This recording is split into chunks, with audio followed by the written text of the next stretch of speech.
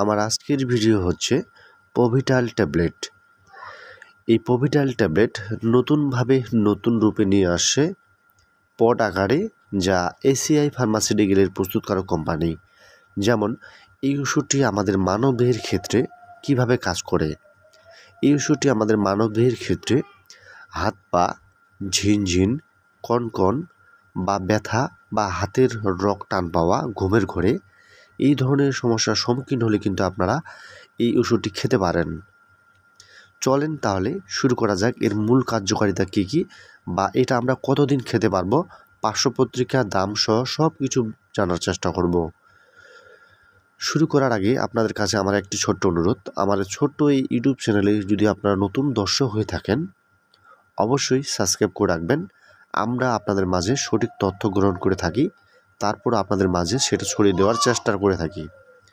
চলেন তাহলে দেরি না করে শুরু করা যাক এর মূল কার্যকারিতা।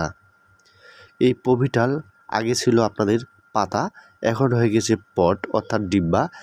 অতএব আমি বলবো আপনাদেরকে সেই পাতাটার না রেখে সেটা এখন পট বা ডিব্বা আকারে পাওয়া যায়, সেটা এক উন্নত মানে আরও বেশি উন্নত করেছে। অতএব আপনারা এই এখন নতুনভাবে আপনারা পাবেন, সেটা পাতা না পাই আপনারা এখন ডিব্বা বা এই পড আকারে আপনারা কিনে নিতে পারবেন।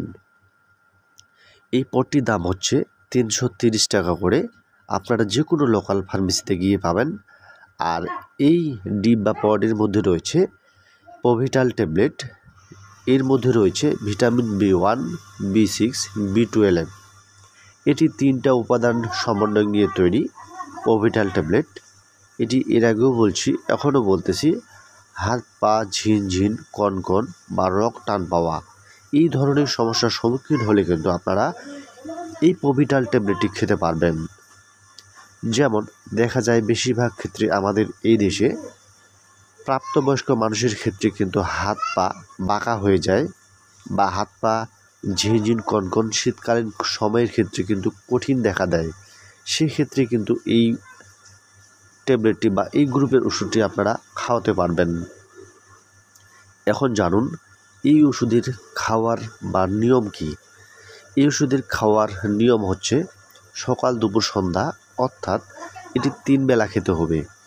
এটি যদি 3 বেলা আপনারা কন্টিনিউ 2 থেকে 3 মাস কন্টিনিউ খেয়ে থাকেন, আপনারা যদি এই ধরনের সমস্যার সম্মুখীন হয়ে খান, সেক্ষেত্রে কিন্তু আপনারা নিশ্চিন্তে ভালো হয়ে যাবেন।